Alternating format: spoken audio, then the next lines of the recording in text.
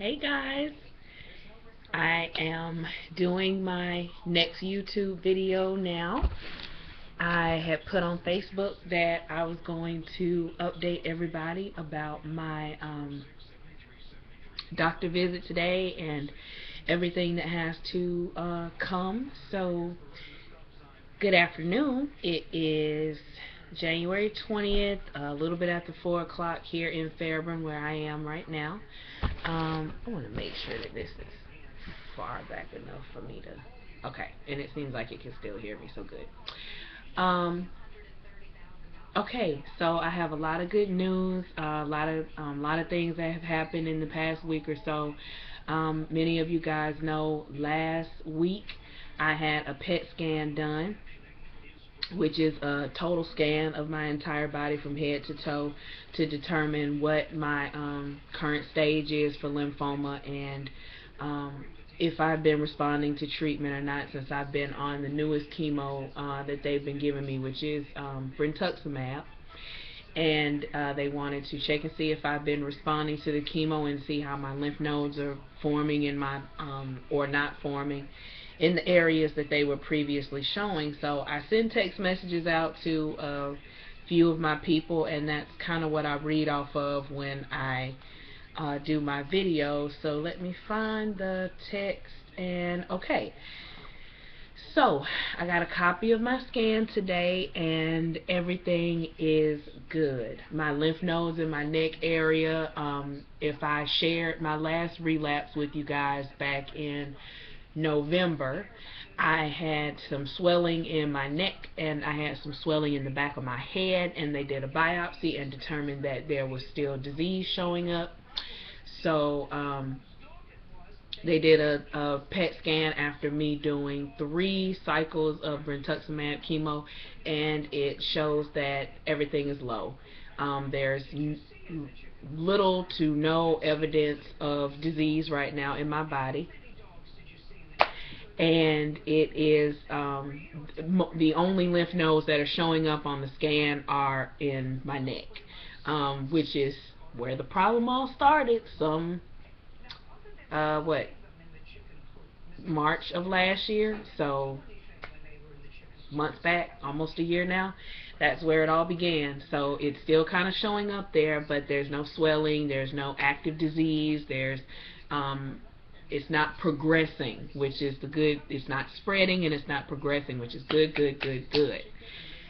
Thank you, Lord. So that means that I am responsive to chemo. So question I've got is, what is my title now? Like, what am I in remission? Do I still so no, I'm not in remission yet. I will not reach remission until after transplant.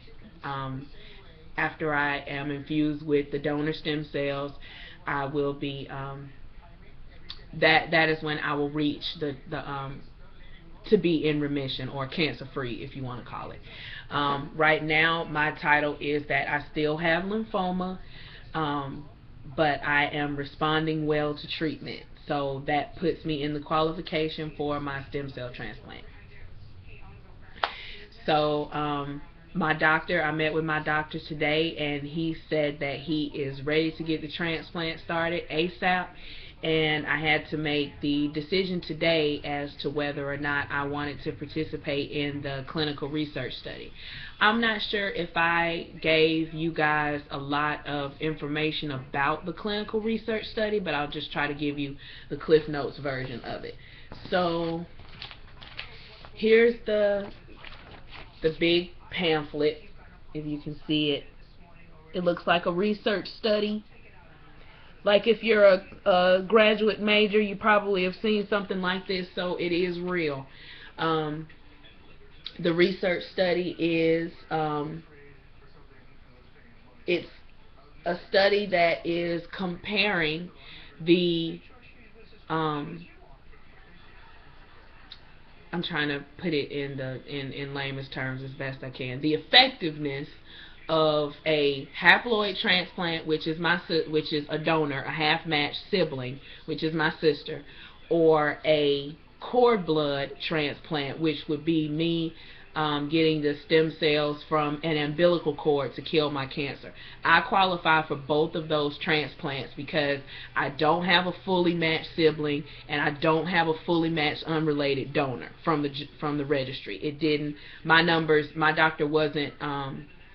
He wasn't happy with the numbers that were coming back from the donor registry, which is bethematch.org. I had some potential donors, but he wasn't happy with those results.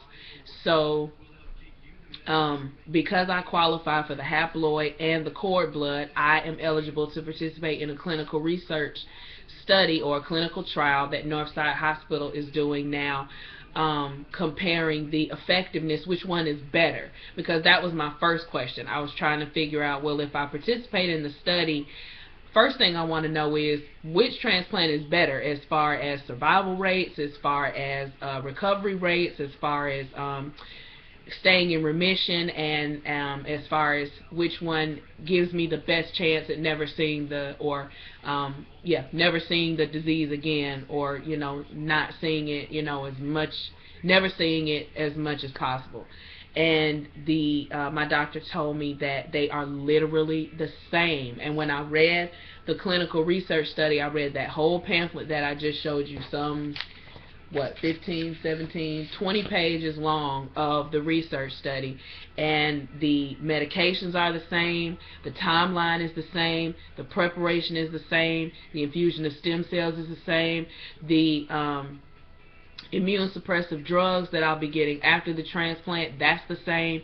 So everything about both transplants is literally the same.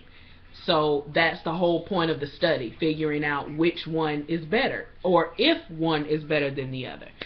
So I got offered by my doctor to participate in the clinical trial, as opposed to me deciding if I wanted to use my sister or if I wanted to use cord blood. That puts a lot of weight off of me, because if both of them are the same and I'm going to look to see both results from both transplants, why not participate in the research study? That was my thinking. You all know, everybody who knows me or has known me knows that I am all about giving back, all about, helping as much as I can. I'm a promoter of personal wellness, people wellness. I'm not really a salesperson. I'm not really good at selling products. I've never really tried my hand at it, but I probably could. But working for the Georgia Lottery and being in sales and marketing, I know that I'm not too passionate about that product, but I'm very passionate about the people that I work with. I'm very passionate about my sales reps and doing anything I can do to help them and make their lives a whole lot easier. So participating in this participating in this clinical trial for me was a way for me to give back. It's like, wow, not only can I heal myself, but I can also help others in the future with their transplants. Maybe someday in the future, one will be better than the other, and me participating in this clinical trial is going to help with that information. So I agreed to participate in the clinical trial. So what does that mean? First of all, my insurance. Let me just go ahead and shout out to what everybody likes to call Obamacare, which it really isn't. It's the Affordable Health Care Act. Because of that act being passed, and I found this out from my insurance coordinator at Cigna, my participation in the clinical trial is covered by my insurance completely. There is nothing that I have to worry about paying for. It would be the exact same as if I decided to do either transplant on my own. Just as a transplant is covered, the clinical trial is covered. So you can blame Obama for the fact that I am covered by this clinical trial with my health insurance. So that might be the first question. The second question is, how different would it be from me just doing it on my own? No difference at all. Like I said, the timeline is the same, the medication is the same, all the testing that I would have to do is the same, preliminary testing is the same. I have to get another bone marrow biopsy done, pulmonary function test, which is where they test my lung function to make sure I'm breathing all right, an echocardiograph of my heart, which looks at my heart to make sure that the cancer hasn't been affecting my heart function and my heart is strong enough to fight to go through transplant. All of these things would be happening whether or not I would be participating in the research study or the clinical trial. The clinical trial is the way you know that it is covered by your insurance is if it is a national clinical trial that you can find on ClinicalTrials.gov, which is the website for all clinical trials all across the country that other doctors and other hospitals are doing. They have to register with ClinicalTrials.gov. Their research has to be put on that website in order for them to be covered, in order for them to be considered a sound clinical trial. It would be like, I guess the equivalent would be the accreditation of clinical trials would be that particular website. So I'm going to put that information down in the description box in case you guys want to research more about what my clinical trial is and what I'm going to be participating in. It's double cord blood versus haploid transplant, you know, which one is better than the other. So I'll put that information in my description box. I'll remember to do it once I post this video. So the insurance is covered. There are no differences. The only thing is the research team that's at Northside, they're going to be in the background of everything. Every appointment that I have, all the blood work that I get. Of course, they might, they want to take some extra tubes of blood to, test for some other things that they would like to test for that's also within the realm of the research study. So I'm like, it's a win-win, honestly. Like, it takes the pressure off me picking which one I want to pick.